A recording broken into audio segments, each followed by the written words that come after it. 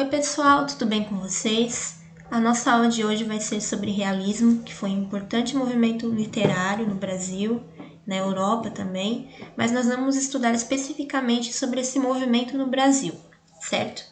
Então, por que é importante a gente saber sobre esses movimentos literários, essas escolas literárias? Elas influenciaram bastante o nosso pensamento, o pensamento do brasileiro em geral, e também influenciaram as nossas formas de arte, principalmente a nossa literatura. E toda escola literária traz bastante um contexto histórico de tudo que aquela sociedade viveu naquele determinado período de escrita. O realismo é uma escola bem importante, ela costuma cair em vestibular, costuma cair em Enem, também nas formas de leituras essenciais do vestibular, com o nosso querido escritor Machado de Assis. Então vamos começar com um pouquinho de contexto histórico. Então, para relembrar, gente, nesses movimentos literários, antes do realismo, a gente teve o romantismo, que foi uma época que teve bastante a questão da poesia, a questão também de idealizar as pessoas. Foi um movimento bastante de idealização, né, de descrever as pessoas não como elas realmente são, mas sim de idealizar sentimentos e idealizar pessoas. Então, quando veio esse movimento realista, que foi surgindo aos poucos, principalmente na Europa, que surgiu de mansinho e depois veio para o Brasil, ele foi uma quebra desse movimento romântico, certo? Então, ele é totalmente o contrário do que o movimento romântico costuma pregar. Então, ele surgiu lá na segunda metade do século XIX, foi um movimento totalmente antirromântico, totalmente contrário aos ideais da escola literária do romantismo. E o marco inicial dele no Brasil foi em 1881, com a obra Memórias Póstumas de Brás Cubas, que é uma das obras mais famosas do escritor Machado de Assis, que é um escritor muito importante que nós temos aqui no Brasil. A sociedade dividida, operários versus burguesia, foi uma questão muito forte nessa época aqui no Brasil, até porque a gente passou por vários progressos tecnológicos, né? Muitas questões, por exemplo, os primeiros carros, toda a questão também do surgimento de novas máquinas, o avanço da energia elétrica. A gente teve muitos progressos aqui no Brasil e então a burguesia começou, vamos dizer assim, a encher mais os bolsos. E quem era rico foi ficando cada vez mais rico e o pobre cada vez mais pobre. Então o realismo vem também tratar a questão dessa burguesia também. Progresso tecnológico, como eu já falei, e também o pensamento filosófico, positivismo, evolucionismo, determinismo, são correntes, né, que vão influenciar bastante esse período. Positivismo, por exemplo, que era uma corrente muito importante que falava da questão de crer na ciência acima de tudo. Então, essa foi uma corrente literária e artística, no geral, muito racional, totalmente o contrário lá do romantismo. Então, as principais características. Gente, essa obra aqui é uma obra que ela foi pintada também no período do realismo, certo? Então, dá para ver, né, nas características, é um autorretrato do próprio pintor, dá para ver como ele se retratava essa questão de tristeza, de confusão, dá para ver nas feições dele que é uma obra, me perdoem o trocadilho, mas realista de fato. Então, aqui mostra como as artes elas retratavam, na época, tudo o que estava acontecendo. Tinha uma questão muito engajada de mostrar como a população se comportava na época. Então, as principais características do movimento são a reprodução da realidade, a objetividade, que é totalmente o contrário lá no romantismo.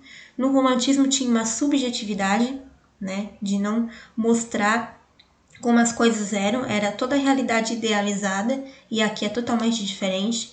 A figura humana não idealizada, então os personagens que eram criados dentro dos livros, das obras realistas, eram os seres humanos, era o retrato da sociedade brasileira na época, como ela realmente era. A exposição das condições sociais, então mostrava bastante a questão da pobreza, a questão também da sociedade burguesa, era uma crítica muito direta a toda a questão brasileira, e eu diria até que continua atual a maioria das obras do realismo. uma linguagem de fácil entendimento para a época, obviamente, porque se vocês pegarem as obras lá do romantismo, elas têm uma linguagem muito complicada de se entender, mas comparando com a do realismo, é uma linguagem sim mais atual. Claro que a gente lendo, a gente pode continuar achando complicado, porque a gente compara com as obras de hoje. Porém, do começo dos movimentos literários, o realismo é o que traz as obras de mais fácil entendimento. A crítica às instituições sociais. Quando a gente fala em instituições sociais, a gente fala principalmente a Igreja Católica, que ainda é muito forte na época, né? E também a questão do adultério, né? Porque, na verdade, é uma crítica ao casamento. E as obras realistas trazem muito a questão do adultério, da traição, da desconfiança dentro do casamento. Tem a questão da arte engajada também, porque era uma arte com o objetivo de mostrar como a sociedade é, mas não só isso, não só de entreter, mas também de promover alguma mudança. Como a arte deveria ser hoje, mas meio que foge um pouco dos padrões. O descritivismo, como o realismo tinha essa vertente mais psicológica de mostrar como os seres humanos se comportavam, também costumava ter a descrição dos personagens muito detalhada. Como na atividade que eu passei para vocês na semana passada, que tinha um trecho do romance Dom Casmurro, em que ele fala da personagem, que Machado de Assis fala da personagem Capitu. Então toda aquela descrição dos olhos de cigana oblíqua e dissimulada entra nessa questão de descritivismo. E o texto na época era prosa em formato de romance. Então a poesia não tinha muito espaço nessa época, era mais um romance, né, de cunho social, filosófico, de provocar toda essa mudança na época. E claro, nós temos alguns autores estrangeiros que fizeram a frente aqui no Brasil, que trouxeram toda essa questão para a gente, né? Que esse movimento foi muito forte lá na Europa e quando veio para o Brasil já tinha essas influências para inspirar os autores. Teve o Gustave Flaubert, que trouxe a obra Madame Bovary, que foi bastante polêmica para a época, também por retratar essas questões também de traição, adultério, como eu já tinha dito para vocês, né? Honoré de Balzac também, né? E Charles Dickens, britânico. Essa de Queiroz, português. Essa de Queiroz, ele é um escritor muito famoso lá em Portugal. É o equivalente ao que a gente tem aqui em Machado de Assis. Os dois têm um estilo muito parecido. Embora na vida real eles tivessem umas tretas entre eles, mas no final deu tudo certo.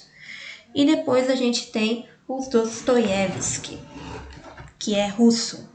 Então são influências bem fortes e são obras que é bem importante conhecer, são autores que são bem importantes. Eu destaquei ali só do Gustave Flaubert, a Madame Bovary, porque foi a obra mais importante dele, né? Dos outros eu não coloquei as obras porque são muitas obras, mas vocês podem pesquisar que eles têm bastante obras realistas. Então agora a gente vai entrar no Machado de Assis.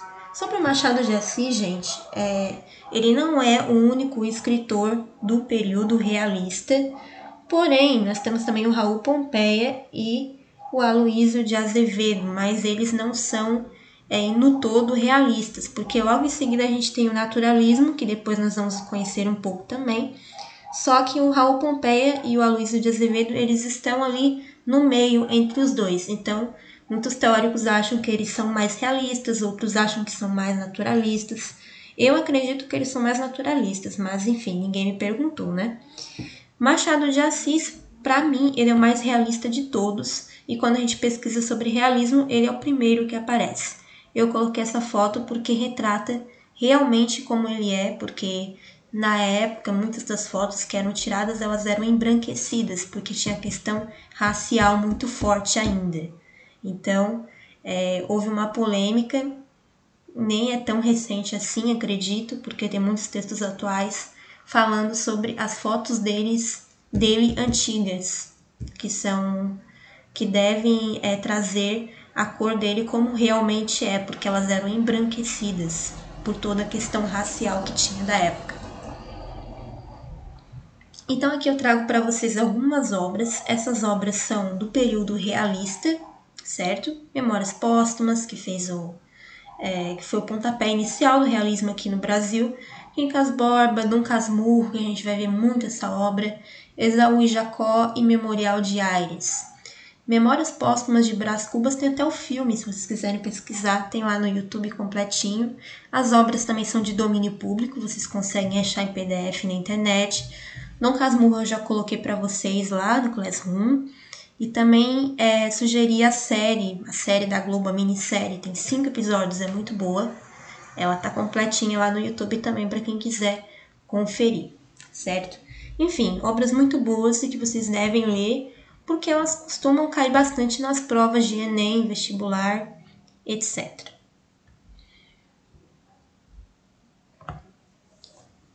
Ah, gente, antes que eu me esqueça, também esqueci de contar esse pequeno detalhe.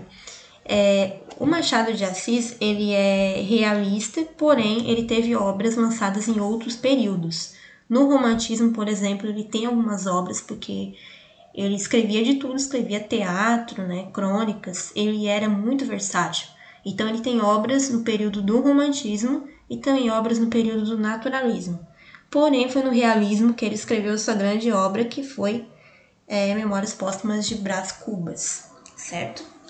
Então, para encerrar, eu queria deixar essa reflexão para vocês de Dom Casmurro, né? E também dizer que na próxima aula a gente vai adentrar melhor nas obras de Machado de Assis, para a gente fazer essa reflexão e também porque é importante para vocês conhecer essas obras, certo? É isso e bons estudos para todos!